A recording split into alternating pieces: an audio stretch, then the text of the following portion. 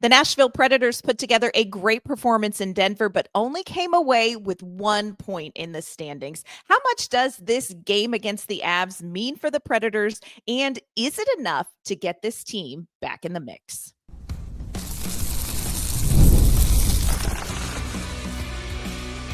You're Locked On Predators, your daily podcast on the Nashville Predators, part of the Locked On Podcast Network, your team every day. Happy Tuesday, everyone, and welcome to the Locked On Predators podcast. Thanks for making us your first listen of the day. We are your free daily Nashville Predators podcast, part of the Locked On Podcast Network, your team every day. Want to kick off this Tuesday episode welcoming any first-time listeners and, of course, giving a shout out to our Locked On Predators insiders and our everydayers. We appreciate your support. We love talking Nashville Predators hockey with you. I am Ann Kimmel. I'm a writer with Penalty Box Radio, and my friends, you know I have a partner in crime. You do. I'm Emma Lingen, and I'm the Predators site editor and reporter for the Hockey News. Well, on today's show, we are going to talk about last night's game. Nashville had one of their best performances of the season, and that is something we have not been able to say in back-to-back games so far. Today, we're going to talk about takeaways from last night's overtime loss against the Colorado Avalanche. We're also going to take a walk down memory lane with new Hockey Hall of Famers David Poile and Shea. Before we dive into all of that, do want to let you know today's episode is brought to you by FanDuel. You can start the season with a big return on FanDuel. New customers can place a $5 bet, and you'll get started with $150 in bonus bets if you win your first $5 bet. Visit FanDuel.com to get started. All right, Emma, really, anytime the Nashville Predators play this season, it's a little bit of a crapshoot what we're walking into when that first puck drops because it's been so up and down. The Predators coming off of a solid win at home, headed out on their Western road trip. And of course, they have to kick it off against the Colorado Avalanche, always a tough opponent. Got the game to overtime, lost in overtime, but I would say one of Nashville's best performances so far of the season. Would you agree with that assessment? I would say overall, yes. I think we saw sustained effort, really good, strong start from this team. And I think that was key to keeping them in the game the whole time. Yeah. But yeah, overall effort, especially since, normally this team has kind of thrived on special teams. That's been kind of where they've been, their best. And this team did not have a lot of penalties, so it was a lot of 5-on-5 time.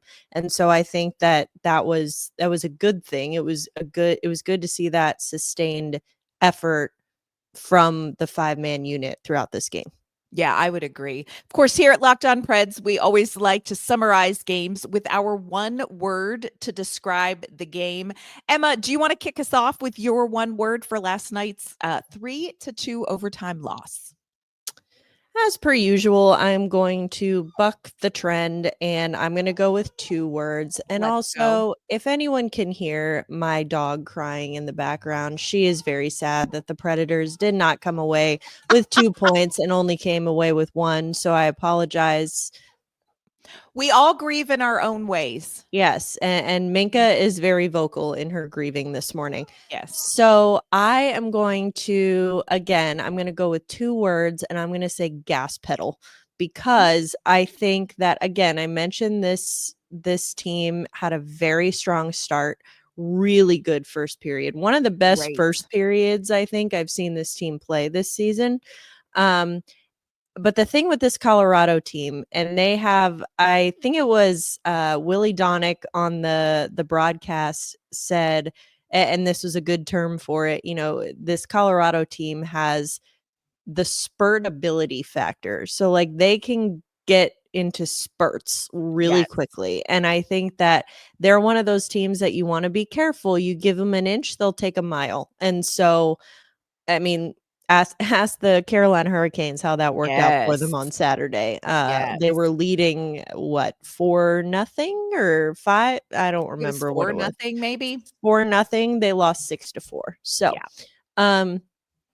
I think this Colorado team, again, they're very opportunistic and they have that spurt factor, and we saw it even a little bit in the second period against the Predators last night. The Preds let their foot off that gas pedal for just a second, and we saw what happened. Colorado ended up tying and then going ahead in the score. And so the Predators were able to rebound, I think, very well. Obviously, they come back and tie it in the third, send it to overtime, and then, of course, end up losing. But I think that the fact that they were able to, they realized, oh, here's what happens when we let our foot off the gas, even just like a millimeter. So they know better than to do that again. Yeah, I agree with that. You could see that characteristic of Colorado, and they just have that with the core in their roster. They just have that just ability to, like, I love what you say, give them an inch, they'll take a mile. They're like a saucy teenager. They're just going to do that. My one word is 5 words because it's our show and we make the rules. And my 5 words are, whose line is it anyway? Because I just Great wanted show. this game. Great It is show. one of the best shows. If you watch Locked On Predators, we do an homage to them by doing some takes from a hat on Fun Fridays. But it's a fun little improv show where the games are made up and the points don't matter. And I so desperately wish that last night's game was one where the points don't matter, because you could walk away from that game between the Preds and the Avs feeling really good about what Nashville was able to do, especially as compared to how they have played this whole season. But the points do matter. And I just wish the points didn't matter, because Nashville really needed 2 points. They also needed Colorado to get 0 points, So I so wish it was a whose line is it anyway, where the points didn't matter. We always reach out to our Locked On Predators insiders. It's a great subtext community that Emma and I host, talking about all things Nashville Predators, post podcast. Tanner's one word was consolation. At least we got a point. And I do think that there is something to be said for the way the Predators played and that they came away with a point. Henry's one word was optimistic. Does this game make you feel a little bit more optimistic, Emma, about this Predators team getting it together? It does, honestly. And I understand the frustration with how the season started. I understand that fans don't want to, they're tired of the moral victories, and they're like, all right, we want to start seeing results here. And I do understand that. But this is one of those games rather, that you do kind of feel like the result wasn't there, but the effort was. And Yes. Again, it's unfortunate timing with how the season has started, but there's been a lot of, a lot to start the season where the effort wasn't there. And so obviously the results weren't. Now, you can't expect that to change overnight with this team. You can't expect them to be like, oh, all of a sudden the effort's there and they're winning everything. It's a little bit of a slower burn than that. So you need to start somewhere, and that somewhere is the effort and the playing as a 5-man unit. And again, I think it's almost like they came into the season playing a little arrogant, maybe just because, it kind of the way that Andrew Brunette described it was like, we're skilled, but we're not skilled if we can't play together. And that's kind of, it seemed like what was happening. Now you're starting to see in the details, you're starting to see this team communicating and they're playing together.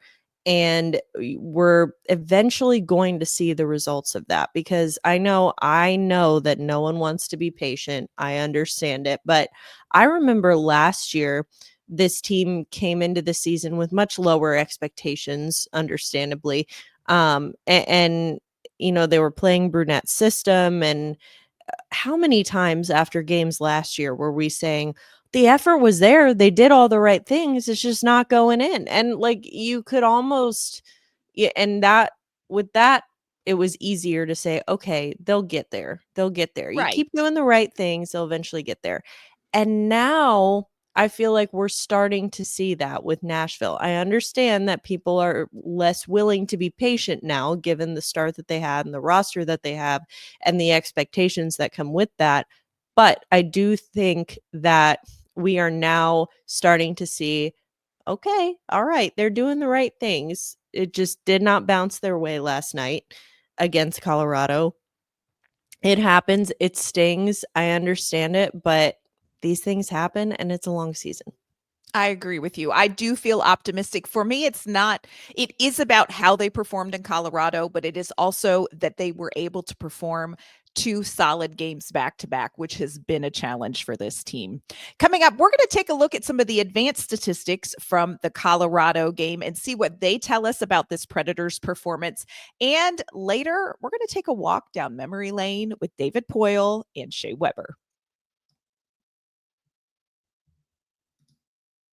Today's episode is brought to you by Select Quote. The World Series, the Super Bowl, the Stanley Cup Finals, the world's top athletes get to play in these top-level sporting events thanks to one thing: teamwork. And teamwork can also protect your financial legacy and your family's future. Select Quote's licensed insurance agents are the perfect teammates when shopping for customized, affordable life insurance. They can find you the right policy to keep your financial legacy safe. Other life insurance brokers offer impersonal, one-size-fits-all policies that may cost you more and cover you less, while Select Quote's licensed insurance agents work for you to tailor a life insurance policy for your individual needs in as little as 15 minutes. If you are in good health, they can work with carriers that could get you same-day coverage for up to $5 million, no medical exam required, and these policies are more affordable than you think. You could get coverage for up to $1 million for as little as $20 a month. Head to selectquote.com and a licensed insurance agent will call you right away with the right policy for your life and your budget. Go to selectquote.com/LockedOnNHL today to get started. Get the right life insurance for you for less at selectquote.com/LockedOnNHL. Today's episode is brought to you by FanDuel. Get ready to tackle the NFL action with FanDuel, America's #1 sportsbook. Because right now, new customers can bet $5 and get $150 in bonus bets if you win. The FanDuel Sportsbook app gives you everything you need to place live bets on the NFL, and it's all in one place. So when you get a hunch in the middle of that game, you can check out the latest stats. You can view live play-by-play and so much more, and it's all going to be on the same page where you place your bets. Just visit fanduel.com to join today. Again, you'll get started with $150 in bonus bets if you win your first $5 bet. That's fanduel.com. Never waste a hunch and make every moment more with FanDuel, an official sportsbook partner of the NFL. All right, Emma, we're breaking down the Predators-Avs game. Predators lost 3-2 in overtime. Let's just talk real quick about that play that cost the Predators that extra overtime point. You knew overtime was going to be tight because, when you start out and you have McKinnon and Rantanen and Makar versus Forsberg, O'Reilly, and Yossi, in overtime, that it's going to be tight. What did you see on that last overtime play? Say it. It was brutal. It was It brutal. was so brutal because Minka's still crying about it. I don't know if you can hear her, but we're still just so broken over this. No, it's upsetting because it was Brady Shea had such a good game. Great 60 minutes. Great game. And it's unfortunate because what people are going to remember is the crucial moment in which he did not have a great game. And that was in overtime. He tried to kind of spin away from his checker, lost the edge, lost the puck, gave way to a breakaway for, of course, to add insult to injury, former Predator Sam Girard, who scored on the breakaway against UC Saros in overtime to win it for Colorado. So I'm not trying to say, oh, he did nothing wrong. He did. That was a horrible time to make that mistake. But Brady Shea had such a good game Yes. up until that point. And I think it's, with him, and we've seen it with other guys too, but I think with him, what you're seeing is he's feeling the pressure. He's feeling the pressure of those heightened expectations. And it's, in hockey terms, we always say like, oh, they're gripping the stick a little tighter. They're a little more afraid to make mistakes. And it's like, that almost causes more mistakes. And it seemed like that's what we were seeing. That's just my observation, but that just kind of seemed to be the case. Just really, really unfortunate timing for that. Unlucky for the Predators. Yeah, that was a tough way to see the game end. But I agree with you. You have to look at Brady Shea's body of work in that game last night. He played very well. And you do hate to see it end there. And I would say Brady Shea is somebody that you put out in that kind of high pressure situation. You know that you are going to be facing some of the NHL's best players from Colorado in overtime on 3-on-3. And Brady Shea is one of those people who has the skill set to be out there on the ice there. So I'm with you, man. You hate to see it. You hate to see it. And Sammy Girard, seriously, we never did anything that wrong to you, but here we are. I wanted to talk about some of the advanced stats in this game, Emma, because I actually pulled them up during the game. And I have to tell you, it took me about 5 minutes before I believed that I was reading them right. And I'm a educated woman. I look at advanced stats. I know how the charts and the graphs work. But I was so surprised, halfway through 2 periods, when you look at high danger chances, Nashville had the advantage 14-1 in high danger chances.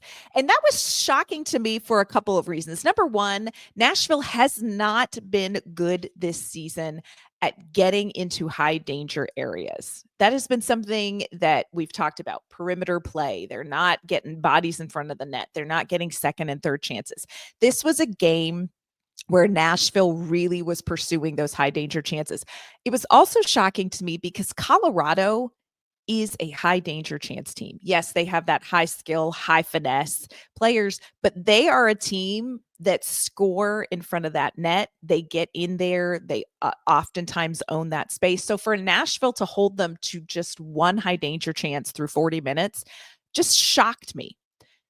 Like you said, you give them an inch, they take a mile. That third period, now they came back and they had 5 high danger chances. So the game finished 16-6 in high danger chances. But I thought this is an impressive showing from Nashville, not just by what they were able to create and generate, but by what they were able to eliminate or control for much of the game against a team like Colorado. That's a tough team to contain, especially in that kind of high danger ice.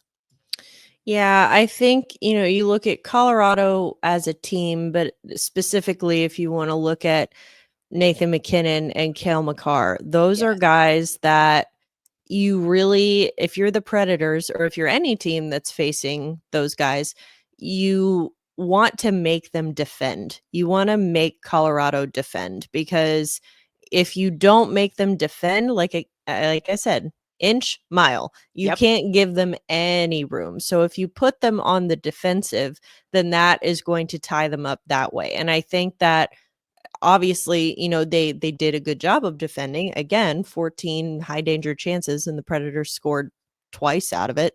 But I think that it's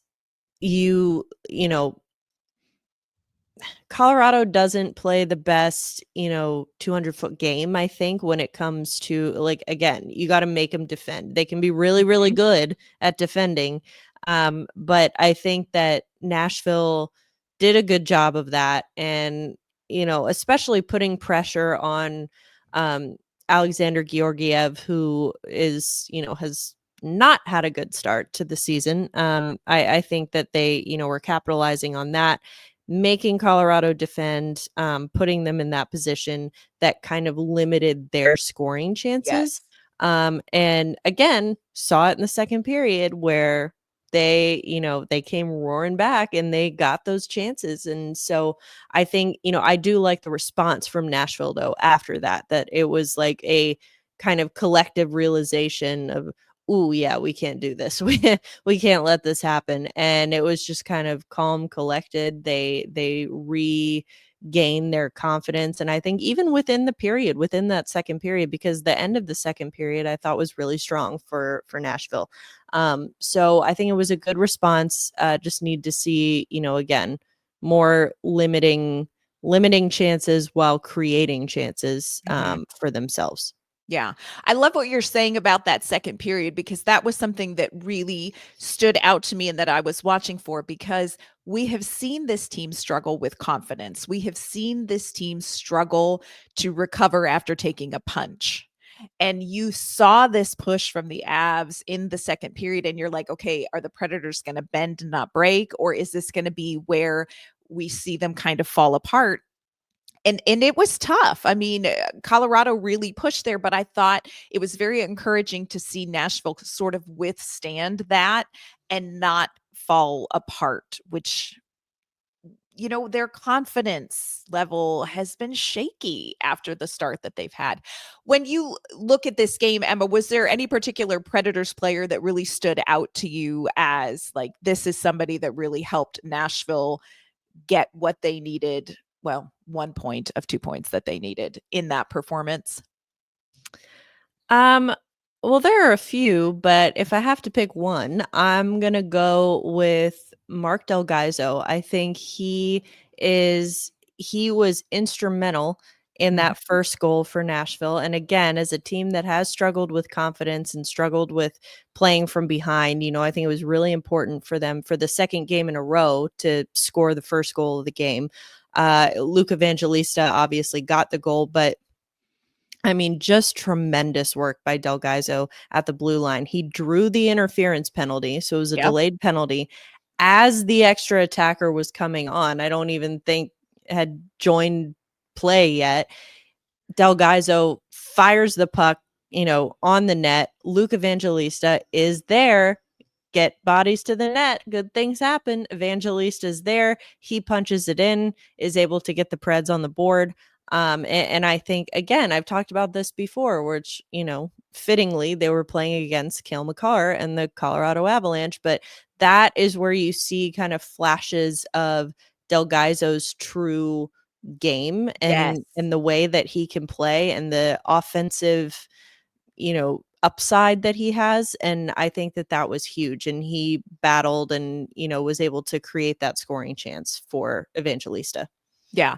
I that Emma and I are we're big fans of Mark Del Gaizo's game. This is a player that maybe has come in a little bit under the radar, especially defensively, because there are some bigger names defensively. But man, Mark Del Gaizo, he is sneaky good offensively and so reliable defensively. I agree. I want to give a shout out, of course, to UC Saros, who is now the personal Voldemort to poor Logan O'Connor, who tried and tried and tried to score a goal. And UC was like, I'm so sorry. Just tonight's not a good night for me.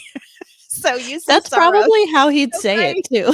He That's would. how He would. He'd be I'm like, so oh, sorry. I'm so sorry. I really needed to stop those goals. Great performance by Saros when the Avs were really pushing, and Nashville needed some of those saves. Now, I will say this, if you look at the advanced stats, this was not, statistically speaking, a game that Saros needed to steal for the Predators. And when it comes to expected goals for, Nashville finished this game with the advantage, 3.1 to 1.9. But thank you, UC Saros, because some of those, 5 third period high danger chances by Colorado were a little bit terrifying, and he did great. Also want to shout out Roman Josi. Only 1 assist in the game, so maybe not impressive on the score sheet. But when Roman Josi sort of is in charge on the ice, the team follows. And we talked about that yesterday. Forsberg and Josi, they set a temperature. And you saw Yosi's game sort of set that high temperature for the Preds. So shout out to them as well. But really a great team effort from Nashville. What can they do with it? They're going to face Edmonton on Thursday. Later on in the week, of course, we are going to preview that game and talk about what Nashville needs to carry over to get some more points as they continue their Western road trip. Coming up, Emma and I are going to give a shout out to two beloved Nashville Predators legends who were inducted into the Hockey Hall of Fame yesterday. We're going to talk about Shea Weber and former GM David Poile. Today's episode is brought to you by Prize Picks. Prize Picks is America's #1 daily fantasy sports app with over 5 million active members. Prize Picks is the easiest and most exciting way to play daily fantasy sports. All you have to do is pick more or less on 2 to 6 player stat projections, and you watch the winnings roll in. It's the way daily fantasy sports should be played. It's not you against 1,000 strangers. It's just you against the Prize Picks projections for your favorite players in your favorite sports. Prize Picks puts its members first, so all withdrawals are fast, safe, and secure. When your picks hit, you can withdraw your money in as quick as 15 minutes. Download the Prize Picks app today and use our code LOCKEDONNHL, and you're going to get $50 instantly when you play $5. That's code LOCKEDONNHL on Prize Picks to get $50 instantly when you play $5. Check it all out at Prize Picks. Run your game. All right, Emma, we're going to step back and take a bigger look at some Nashville Predators, I would say legends.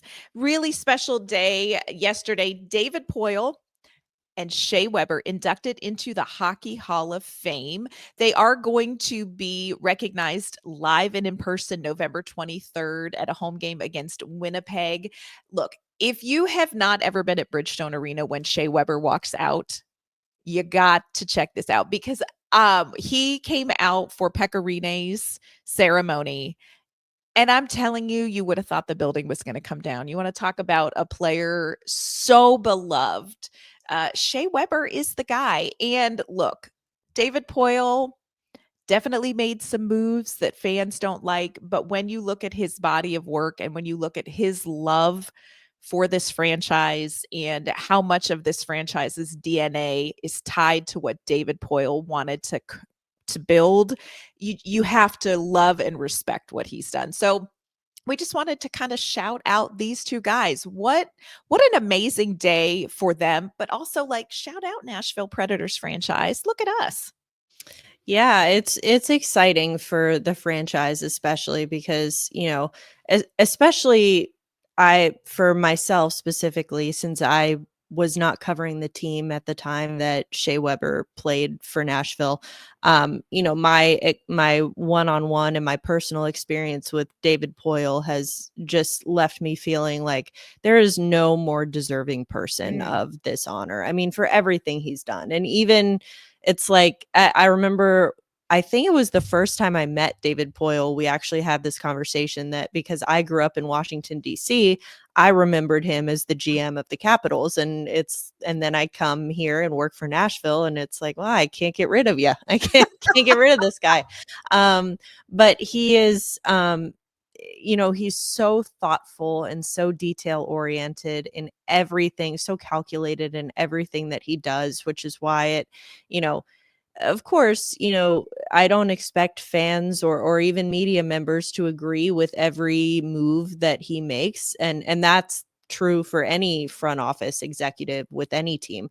But what and I will gladly listen to and sometimes make arguments against moves that he's made. But I think that one thing that I won't stand for is when people try to imply or suggest or indicate that any move that he's made was done thoughtlessly or Yes. without proper calculation. And again, I'm not saying every move was good. I don't think every move was good. I don't think he thinks every move was good. But sometimes, the best laid plans, right? And Right. so I think that was just one of those, he's one of those guys that I really got kind of a behind the scenes look and appreciation for how thoughtful he is, how much time and effort goes into every single move, no matter how big or small.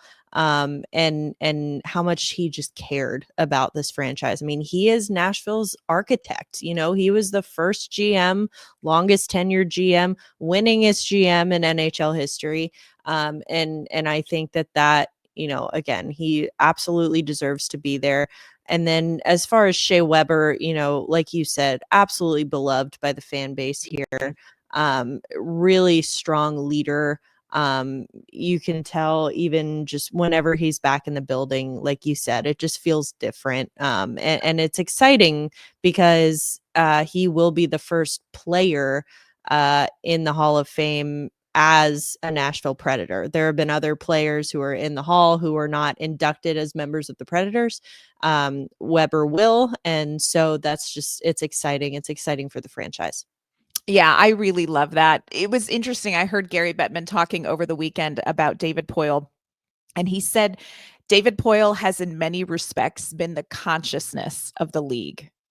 And I thought that is such a great way to explain David Poile's role in this league. And I also secretly inside thought, hey, Gary Bettman, if you step down, maybe David Poile could take over and be the consciousness of the league. But that's another podcast for another day, y'all.